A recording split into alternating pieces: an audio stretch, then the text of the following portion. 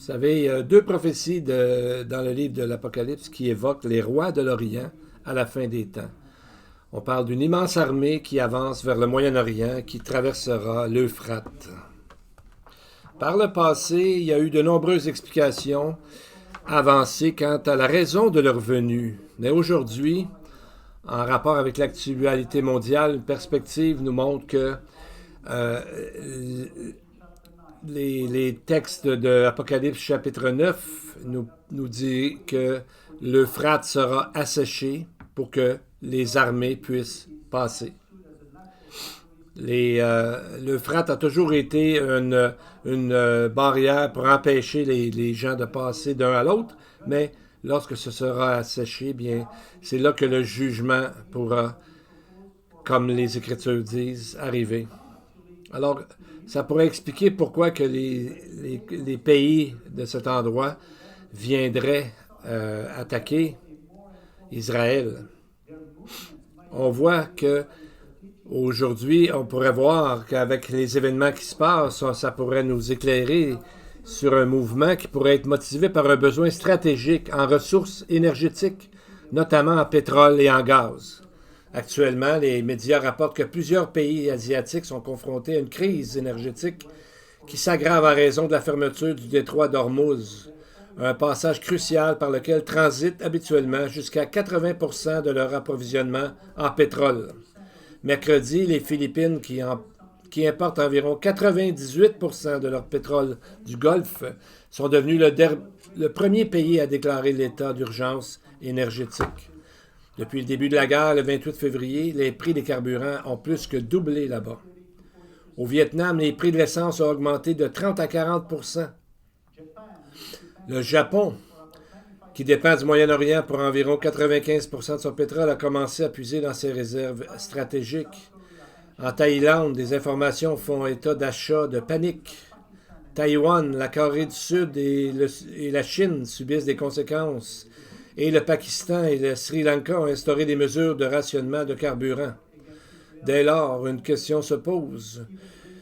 Qu'est-ce qui va arriver si le conflit se poursuit et que le détroit reste fermé? Ces nations-là ne peuvent pas se trouver indéfiniment privées de pétrole et de gaz.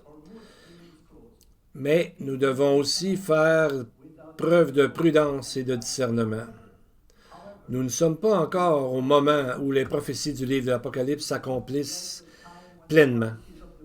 Ces prophéties nous mènent directement à Armageddon et l'Écriture nous enseigne que certains événements clés doivent se produire d'abord, tels que la confirmation d'une alliance de 7 ans, une période de 3 ans et demi de paix apparente et la reconstruction du troisième temple à Jérusalem.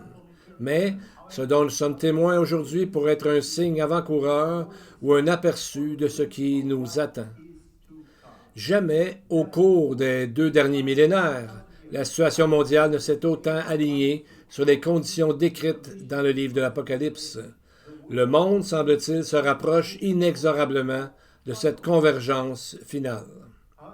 Remarquons que les rois d'Orient devront traverser l'Iran pour atteindre plus rapidement l'Euphrate. C'est là ce qu'on a dit. Donc, ils veulent faire un traité avec l'Iran qui leur permettra probablement de les attaquer en passant par l'Euphrate. Le prophète Daniel, je ne sais pas si vous avez lu ça dernièrement, mais Daniel 11,44 nous dit que l'immense armée venue de l'Est ne sera pas seule, mais s'alliera au roi du Nord pour s'opposer aux puissances occidentales. Le roi du Nord est souvent assimilé à la Russie, et l'actualité récente montre que ce pays renforce de plus en plus sa position contre l'Occident. Donc, on voit que si il y a une attaque, ce sera à peu près 2,3 milliards de personnes qui en souffriront.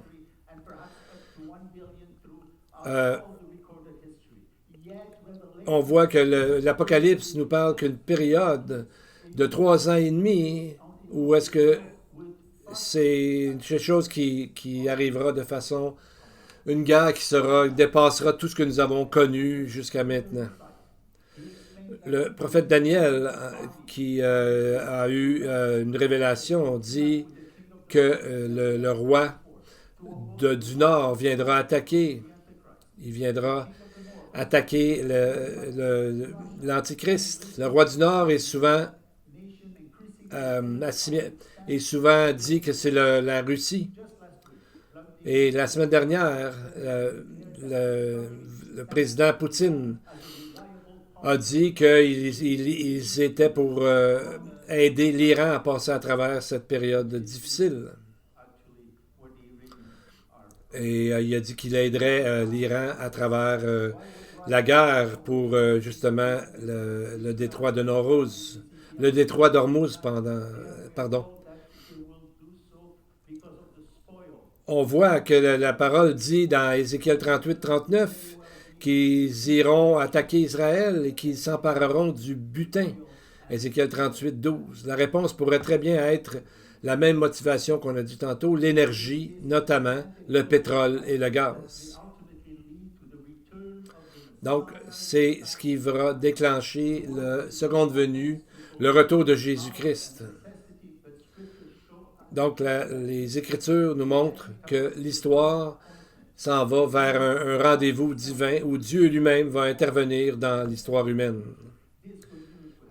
Donc, cette bonne nouvelle, c'est ce que nous devons dire, que Dieu s'en occupera.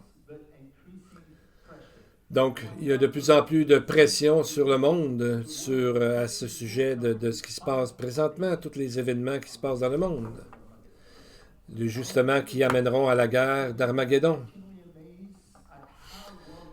Et on voit comment tout est en train de s'arriver, de se produire à travers les événements. On voit qu'ils sont en train